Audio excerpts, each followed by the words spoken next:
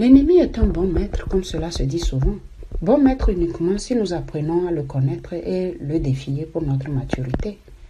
Tout comme une graine pousse du sol sous la pression de la terre qui la couvre, tout comme l'obtention des métaux précieux sous haute pression de température, notre nature humaine subira naturellement la pression des défis dans nos vies. Ainsi, avec cette pression, nos valeurs émergeront et nous préparerons aux opportunités à venir. Mais déjà, comme nourrissons, nous savons tous comment déjà la peur joue sa partition dans nos vies depuis l'enfance. Nous avons tous connu des moments de peur plusieurs fois dans nos vies, de notre enfance à l'âge adulte, de la vieillesse à la mort. Une seule chose s'oppose à notre progrès, la peur. Très souvent, elle se matérialise en doute ou résistance dans nos cheminements de vie. Tous les attributs ou formes qu'elle peut prendre sont juste un masque à dévoiler du stress, l'anxiété. Il y a toujours la peur à la racine. Pour donc arriver à ses fins, la peur a développé des alliés très forts. Par exemple, ces alliés sont la résistance, le doute, la procrastination. Mais sachons aussi que la liberté et la peur n'est possible qu'en la sevrant ou en l'ignorant, ou bien en entretenant la foi en nous. L'ignorer ne peut nullement dire ne pas le reconnaître ou l'accepter. Cette liberté à la peur nullement voudrait dire que nous n'aurons pas peur. Personne ne peut échapper aux inquiétudes et stress de la vie. Ça, c'est normal. Ceux ou celles qui s'en libèrent l'acceptent et y travaillent acharnement afin qu'elles n'inondent pas leur vie. La peur que le prochain possède plus que nous. La peur que mes récoltes ou accomplissements soient mauvais. La peur de subvenir aux besoins de ma famille. La peur de perdre le pouvoir ou perdre contrôle des dons au développement. Je peux continuer cette liste, elle est longue.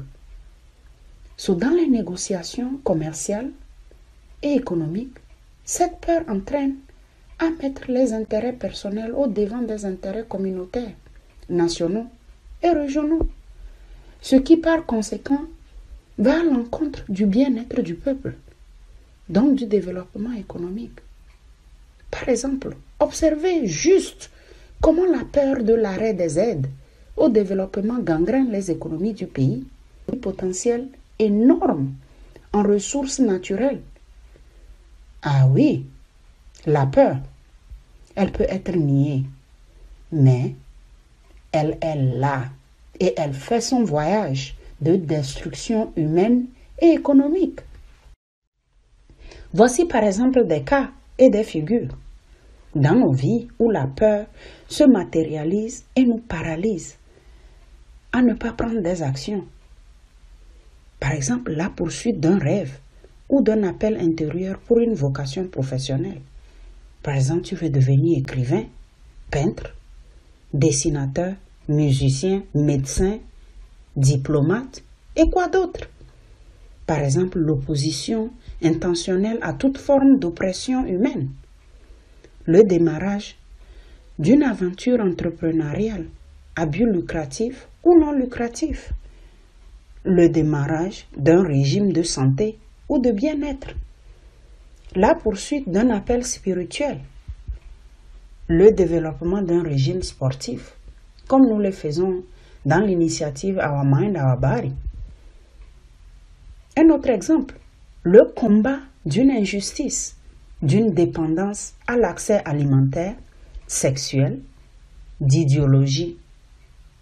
La progression dans les études académiques.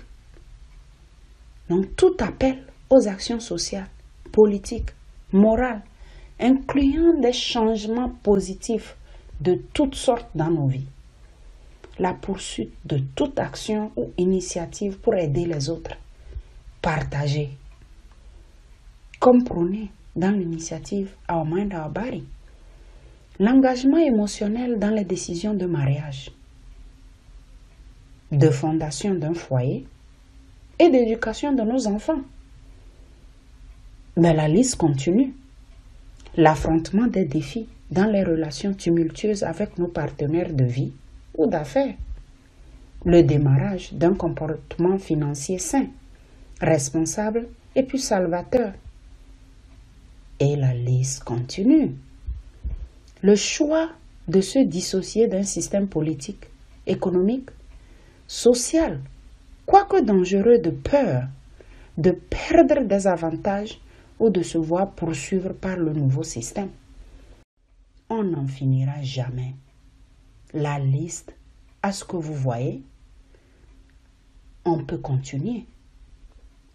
Toute action qui rejette la gratification immédiate pour une croissance de long terme, une bonne santé et bien-être, une intégrité de vie. Dans ces cas de figure, la peur a été et sera à chaque fois au rendez-vous. Ça, je vous assure. La vie est un processus de croissance naturelle.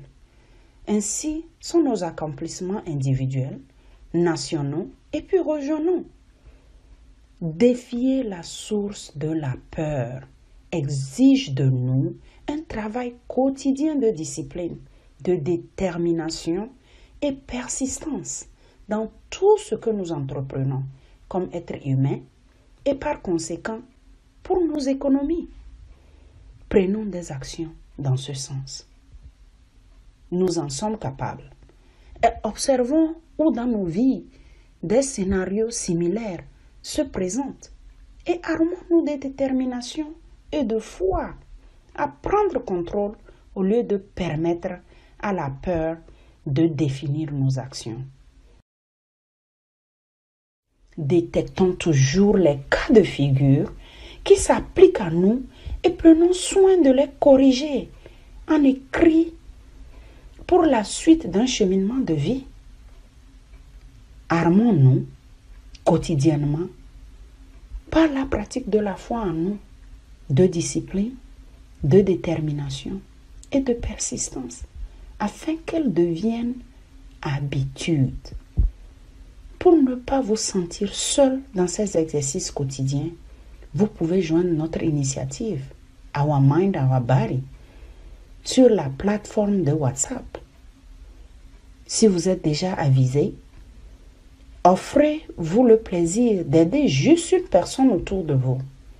L'information n'est rien si elle ne peut servir, n'est-ce pas?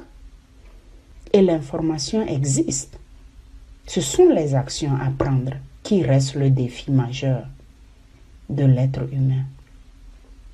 Vous êtes, avec Hope Bank, la banque du donner-recevoir, de l'harmonie en nous et autour de nous, l'obéissance des principes de vie, la passion de notre être, l'exécution de cette dernière.